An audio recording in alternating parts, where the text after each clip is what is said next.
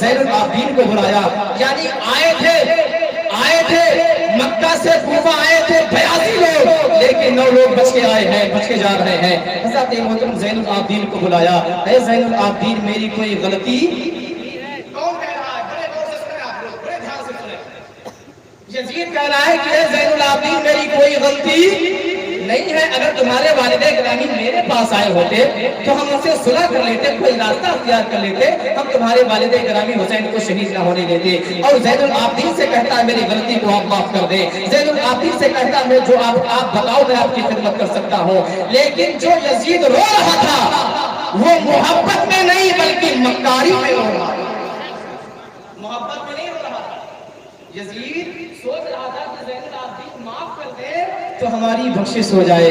حضرت محترم لیکن زین العابدین نے کہا کہ مجھے تم سے کوئی امید نہیں ہے۔ المختصر یہ ہوا کہ حضرت زین العابدین نے کہا مجھے مدینہ پہنچایا جائے، اس کے بعد یہ زین العابدین نے یہ بھی کہا مجھے جامع مسجد میں خطبہ دیا جائے۔ حضرت محترم لیکن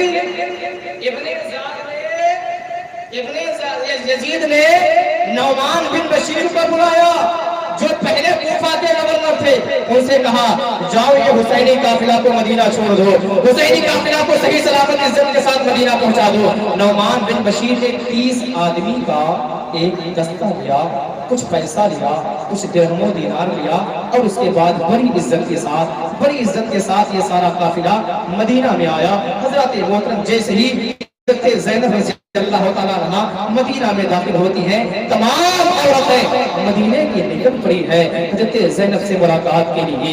حضرت زینب رضی اللہ تعالیٰ عنہ کو دیکھ کر سارے مدینے کی عورتیں رونے لگی ہیں۔ حضرت زین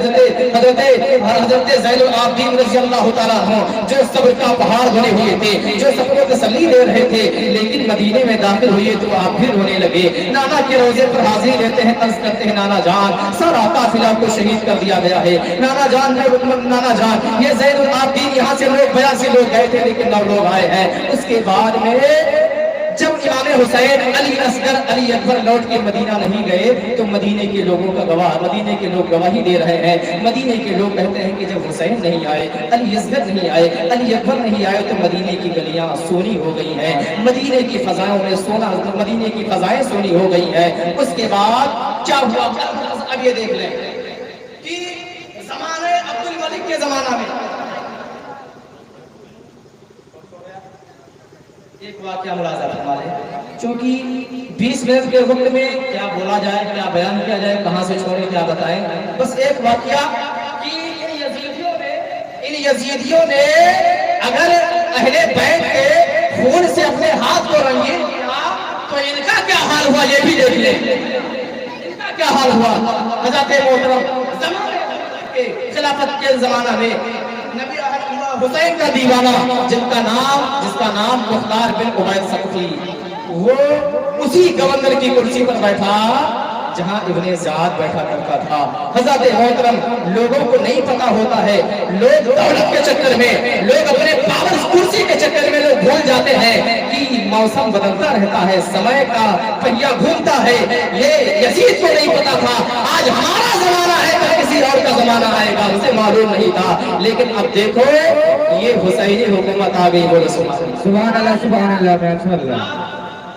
حسین کا دیوانہ کرسی پر بیٹھا، بیٹھتے ہی پورے کوفہ والوں کو بلایا، کہا اے کوفہ والوں بتاؤ کون اس میں ہے جو میدان کربلا میں حسین کے مقابلے میں گیا؟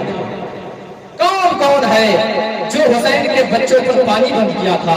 کون میدان کربلا میں لڑنے گیا تھا؟ اب سارے لوگ خاموش ہیں، کوئی بولنے کے لیے تیار نہیں ہے۔ تو مختار نے خفیہ ایجنسی کا انتظام کیا جسے ہم لوگ CBI کہتے ہیں۔ حضرت محترم خفیہ طریقے سے مختار کے سپاہی روزانہ 2-4-10 نام لے کر آتے اور یہ مختار ان کو پھانسی پر چڑھا دیتا، انہیں قتل کر دیتا۔ ایک دن کرسی پر بیٹھا کوفہ والوں سے کہا اے کوفہ والے سنو، کل میں ایک ایسے شخص کو قتل کروں گا جس کی قتل کو سن کر فرشتے خوشیاں منائیں گے، جنت کی حوریں خوشیاں منائیں گی، فرشتے خوشیاں منائیں گے۔ حضرت محترم اسی مجمع میں ایک آدمی بیٹھا تھا جس کا نام حزیم بن اسود نخعی نام ہے، حزیم بن اسود نخعی اس کا نام تھا۔ وہ سمجھ گیا کہ اب تو کمانڈو کی واری آئی، کربلا میں سپہ سالار بنا ہوا تھا، یعنی عمرو بن سعد، وہ سمجھ گیا کہ اس کا نمبر آ گیا ہے، بھاگا گیا کمانڈو کے پاس، کہا تمہاری باری آ گئی ہے، اب تم قتل کیے جاؤ گے۔ تو اس نے کہا یار تمہیں معلوم نہیں ہے ہماری اور مختار کی دوستی پہلے سے ہے، ہماری اور مختار کی دوستی پہلے سے ہے، وہ میری دوستی کا خیال کرے گا، مجھے قتل نہیں کرے گا۔ حضرت محترم اس نے کہا یار بتانا میرا کام ہے، ہوشیار رہنا تیرا کام ہے، بتا کے چلا آیا۔ رات گزری، رات ہی میں یہ عمر بن سعد نے اپنی بیوی سے کہا، بچوں سے کہا، بیٹے سے کہا اگر صبح سپاہی آ جائیں گے بلانے کے لیے تو ان سے جھوٹ بول دینا، کہہ دینا کہ اب ہم گھر سے باہر نہیں نکلتے ہیں، ہم پردے میں رہنے لگے ہیں، ہم گدی نشین ہو گئے ہیں، ہم خلوت نشین ہو گئے ہیں۔ تو بچوں نے کہا اتنا جھوٹ بولنے میں کیا ہم لوگ جھوٹ بول دیں گے؟ حضرت محترم صبح جیسے ہی مختار کرسی پر بیٹھا، سپاہیوں کو بھیجا، سپاہی گئے، دروازہ کھٹکھٹایا، دروازہ کھولا گیا، کہا تمہارے باپ کہاں ہے؟ بیٹے نے دروازہ کھولا، کہا کہ میرے باپ خلوت نشین ہو گئے ہیں، گدی نشین یعنی پردے میں رہنے لگے ہیں۔ تو سپاہیوں نے کہا ارے نادان، پردے میں تو عورتیں رہتی ہیں، تیرا باپ کب سے پردے میں رہنے لگا ہے؟ یہ کہنے کے بعد اس کے باپ نے کہا میرے بیٹے کو لے جاؤ۔ بیٹا کہتا چلو میں چلتا ہوں۔ حضرت محترم بیٹا آیا جس کا نام حفص تھا، وہ آیا تو مختار نے کہا کس کو لے کر آئے ہو؟ بیٹے نے کہا میں آیا ہوں، میرے باپ نہیں آئے ہیں، وہ پردے میں رہنے لگے ہیں، پردے کے اندر۔ تو مختار اور غصہ ہو گیا، کہتا ہے پردے میں تو عورتیں پردے میں رہتی ہیں نا، عورتیں پردے میں رہتی ہے۔ تو مختار نے کہا تمہارا باپ میدان کربلا میں سب سے پہلا تیر میرے باپ نے چلایا تھا، اور وہاں کا سپہ سالار کمانڈو تھا، اسی کے حکم سے پانی بند کیا گیا تھا، اسی کے حکم سے تلوار چلتی تھی، اسی کے حکم سے تیر چلتی تھی۔ آج چوری پہن لیا ہے، گھر میں بیٹھ گیا ہے۔ اس کے بیٹے کو مختار نے کہا تم یہیں بیٹھو، اور اپنے کوتوال کو بلایا جس کا نام ابو عمرہ ہے، کوتوال کا نام ابو عمرہ ہے۔ ابو عمرہ کو بلایا، کہا کہ جاؤ سپاہیوں کو لے لو اور کمانڈو یعنی عمر بن سعد کو بلا لاؤ، اگر آتا ہے تو بلا لانا، نہیں آتا ہے تو اس کا سر لے آنا۔ بولو سبحان اللہ، آتا ہے تو بلا لاؤ، نہیں آتا ہے تو اس کا سر لے کے آنا۔